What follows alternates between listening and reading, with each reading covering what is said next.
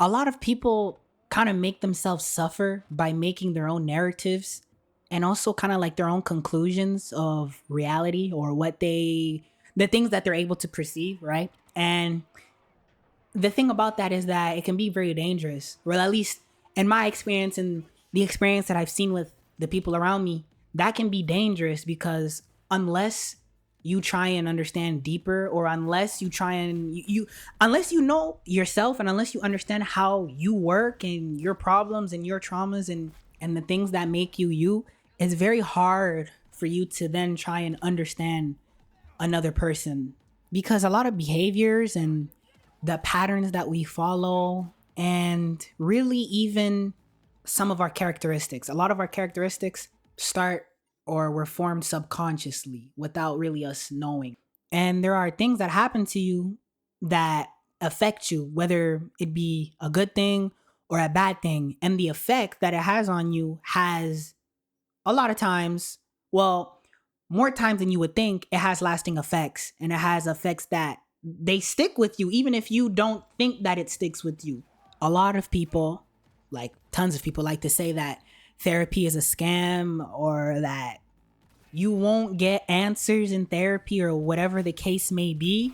But for the people who it was helpful for, it's helpful for a lot of people. Some people who are very self-aware and who are just aware of the things around them and aware of who they are, what happened to them, why they act certain ways, they don't really need therapy unless maybe you want a bad habit that you need some sort of guidance to fix. Maybe you could go to a therapist. Okay, I could see that. But for a lot of people, they go to therapy because they don't really understand themselves and they don't understand why they feel so miserable, or how to get rid of the baggage that they're carrying, things of that nature. But then you also kind of have the other side that's like, therapy is stupid, therapy is a scam, it's for people who are soft, things of that nature. And they're not, it's like kind of like the macho guys, or the people who just say you can talk to your boys. Talking to your boys is cool, but not everybody has friends that can give them answers, or that can kind of lead them in the right way or on the right direction. So to those people, I would just say that therapy is a safer bet. But these days, I've been learning about how the subconscious stores a lot of information, and basically, without us knowing, it analyzes this information and it kind of course corrects us in a way. It kind of like changes our behavior, not changes it, but it modifies it because we adapt to what happened. Our subconscious mind is kind of like, it's kind of like the Xbox, and the conscious mind is like the controller. You know what I mean? For example, people who are defensive. I didn't know this, but defensiveness, or defensivenism, if that's the right word, actually starts, well, for most people, if you are a defensive person, it starts when you're young, because basically what's going on is that you are associating criticism with like danger, criticism with inadequacy. You, for some reason, whether it be maybe you got criticized when you were younger a lot and it was just too much for you, maybe it hurt your feelings, maybe the people who criticized you were too harsh with you, and as you grow up and this cycle repeats, this reaction that you would get from criticism, even if the criticism low-key isn't valid, that reaction and that pattern is solidified now subconsciously. So now you're kind of like hardened. You're hardened, and now the defensiveness is like what the reaction is. But when you peel back the layers and you go deeper and deeper into, okay, why do I why do I argue? Why am I so defensive? Where does this come from? Like, do I enjoy it? Do I do it because I enjoy it? The answer is obviously no. But in your head, when you receive criticism, it's like you're receiving an attack now. Even if it's like not even that deep for real. Even if it's just like, yo, where were you this morning? You feel some type of way, which I'm not gonna lie. Sometimes I kind of do feel like that.